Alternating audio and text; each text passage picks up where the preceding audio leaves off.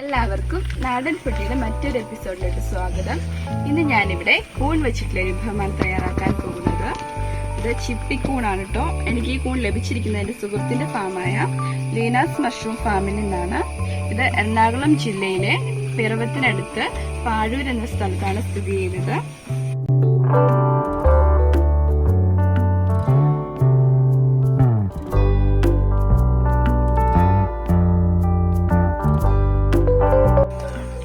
കൂൺ വെച്ചിട്ടൊരു mushroom roast ആണ് ഞാൻ തയ്യാറാക്കുന്നത്. ഇതെങ്ങനെയാണ് തയ്യാറാക്കുന്നത്?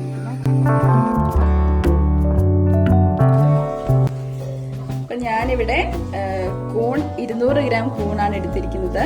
ഇത് നമുക്കൊരു മീഡിയം സൈസിൽ മുറിച്ചെടുക്കണം. പിന്നെ സവോള ഞാനിവിടെ ഒരു 2 സവോള ചെറുതായിട്ട് അരിഞ്ഞെടുത്തിട്ടുണ്ട്. കൂടാതെ ഒരു 2 കറിവേപ്പില എടുത്തിട്ടുണ്ട്. അതുപോലെ തന്നെ ഒരു മീഡിയം സൈസിലുള്ള തക്കാളി ചെറുതായി അരിഞ്ഞെടുത്തിട്ടുണ്ട്. പിന്നെ ഒരു 1/4 കപ്പ് തേങ്ങാക്കൊത്ത് എടുത്തിട്ടുണ്ട്. ഇത് വേണം നിർബന്ധമില്ല, ഒരു ടേസ്റ്റിനും ഭംഗിക്കൊക്കെ വേണ്ടി അതെടുത്താണ്. അപ്പം പൊടികളായിട്ട് മുളക് പൊടി വേണം. ഞാനിവിടെ ഒരു 1.5 ടീസ്പൂൺ മുളക് പൊടി എടുത്തിട്ടുണ്ട്. അതുപോലെ തന്നെ ഒരു 2 ടീസ്പൂൺ മല്ലിപ്പൊടി എടുത്തിട്ടുണ്ട്. ഒരു 1/4 ടീസ്പൂൺ മഞ്ഞൾപ്പൊടി എടുത്തിട്ടുണ്ട്. പിന്നെ ഒരു 1/2 ടീസ്പൂൺ കുരുമുളക് പൊടി എടുത്തിട്ടുണ്ട്. അതുപോലെ തന്നെ ഒരു 1/2 ടീസ്പൂൺ ഗരം മസാല എടുത്തിട്ടുണ്ട്. ഒരു 1/2 ടീസ്പൂൺ പെരിഞ്ചീരകം കൂടെ എടുത്തിട്ടുണ്ട്. പിന്നെ നമുക്ക് ഉപ്പ് വേണം, എണ്ണ വേണം, കടുക് വേണം. ഇതൊന്നും ഞാനിവിടെ കാണിച്ചിട്ടില്ല. അപ്പം നമുക്കിത് എങ്ങനെയാണ് തയ്യാറാക്കുന്നത് നോക്കാം. കൂൺ നമുക്ക് ചെറിയ കഷ്ണങ്ങളായിട്ട് മുറിച്ചെടുക്കാം.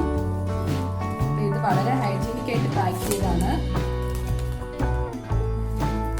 പിന്നെ ഈ കൂൺ നമുക്ക് കഴുകേണ്ട ആവശ്യമില്ല കേട്ടോ. കഴുകാതെ നമുക്ക് ഉപയോഗിക്കാം. ഇനി അഥവാ കഴുകുന്നുണ്ടെങ്കിൽ നമുക്ക് നല്ലതുപോലെ വെള്ളം പിഴിഞ്ഞ് കളയണം. അല്ലെങ്കിൽ വെള്ളം അബ്സോർബ് ചെയ്തിട്ട് കറി എപ്പടി വെള്ളമായിട്ട് മാറും. അപ്പൊ നമുക്കിത് ചെറിയ കഷ്ണങ്ങളായിട്ട് മുറിച്ചെടുക്കാം. അതുപോലെ തന്നെ സാധാരണ കൂണുകളൊക്കെ ഇതിന്റെ തൊലി നമ്മൾ പൊളിച്ചെടുക്കും.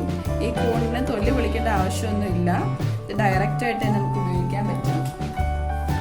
നമുക്കിത് ചെറിയ കഷ്ണങ്ങളായിട്ട് മുറിച്ചെടുക്കാം.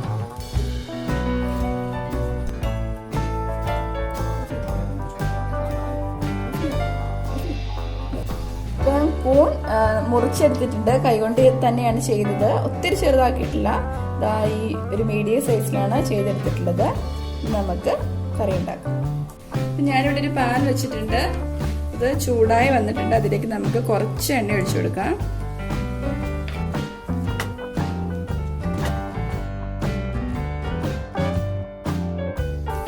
ചൂടായ എണ്ണയിലേക്ക് ഞാൻ കുറച്ച് കടുക് ഇട്ട് കൊടുത്തിട്ടുണ്ട്. എടുത്തു വെച്ചിരിക്കുന്ന സവോള ചേർത്ത് കൊടുക്കാം.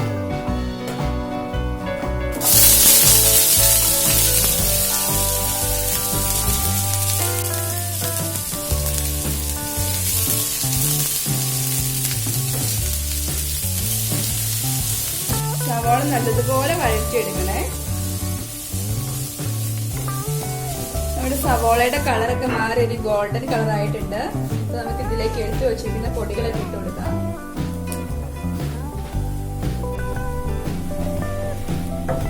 മുളക് പൊടി, മല്ലിപ്പൊടി ഇട്ട് കൊടുക്കാം. അതുപോലെ തന്നെ എടുത്തു വെച്ചിരിക്കുന്ന ഗരം മസാല, പിന്നെ കുറച്ച് മഞ്ഞൾപ്പൊടിയും ചേർത്ത് കൊടുക്കാം. അതുപോലെ തന്നെ എടുത്തു വെച്ചിരിക്കുന്ന കുരുമുളക് പൊടിയും കൂടി ചേർത്ത് കൊടുക്കാം. ഇനി എരിവിന്റെ കാര്യം നമ്മുടെ ഇഷ്ടത്തിന് നമുക്ക് തീരുമാനിക്കാം കേട്ടോ. എരിവ് കൂടുതൽ വേണ്ടവർക്ക് പൊടിയുടെ അളവിൽ വ്യത്യാസം വരുത്താം. അതുപോലെ തന്നെ കുറവ് വേണ്ടവർക്ക് കുറച്ച് പൊടി ചേർത്താൽ മതി. കുരുമുളക് പൊടിയൊക്കെ ചേർത്തുകൊണ്ട് നല്ലൊരു എരിവായിരിക്കും. അപ്പം അത്ര എരിവ് വേണ്ടാത്തവർക്ക് കുറച്ച് മുളക് പൊടിയും കുരുമുളക് പൊടിയൊക്കെ ചേർത്താൽ മതി.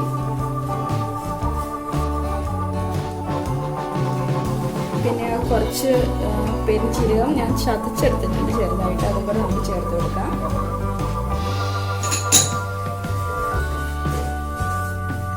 പിന്നെ ഈ പൊടി നന്നായിട്ട് മൂത്ത് വരണേ. ഇപ്പൊ മസാല നല്ലതുപോലെ മൂത്ത് വന്നിട്ടുണ്ട്. അപ്പൊ നമ്മൾ എടുത്തു വെച്ചിരിക്കുന്ന ഒരു തക്കാളിയും കൂടെ ചേർത്ത് കൊടുക്കാം.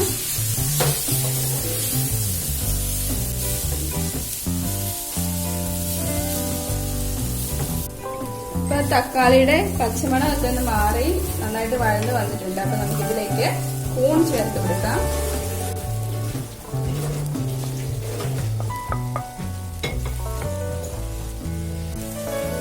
സാധാരണ കൂണിനൊക്കെ നല്ല വേവാണ്. പക്ഷെ ഈ കൂണിന് ഒരു 5 മിനിറ്റ് അല്ലെങ്കിൽ ഒരു 10 മിനിറ്റ് മാക്സിമം വേവിച്ചെടുത്താൽ മതി. അതിൽ കൂടുതൽ വെന്ത് പോയിട്ടുണ്ടെങ്കിൽ ഇത് റബ്ബർ പോലെ ആകും. വളരെ കുറഞ്ഞ സമയത്തിനുള്ളിൽ നമുക്ക് ഇത് വേവിച്ചെടുക്കാൻ സാധിക്കും. ഇത് നമുക്ക് കുറച്ച് വെള്ളം കൂടെ ഒഴിച്ച് ഒന്ന് അടച്ചു വെച്ച് വേവിച്ചെടുക്കാം. കുറച്ച് വെള്ളമാണ്, അതും ചൂടുവെള്ളമാണ് കേട്ടോ ഒഴിച്ചത്. നമുക്ക് മൂടി വെച്ച് വേവിക്കാം. ഇപ്പം ഒരു 7 മിനിറ്റോളം ആയിട്ടുണ്ട്. നല്ലതുപോലെ വെന്ത് വന്നിട്ടുണ്ട്. നമുക്ക് സ്റ്റൗ ഓഫ് ചെയ്യാം. അതിന് മുന്നേ ആയിട്ട് ഉപ്പൊക്കെ ഉണ്ടോ നോക്കണേ.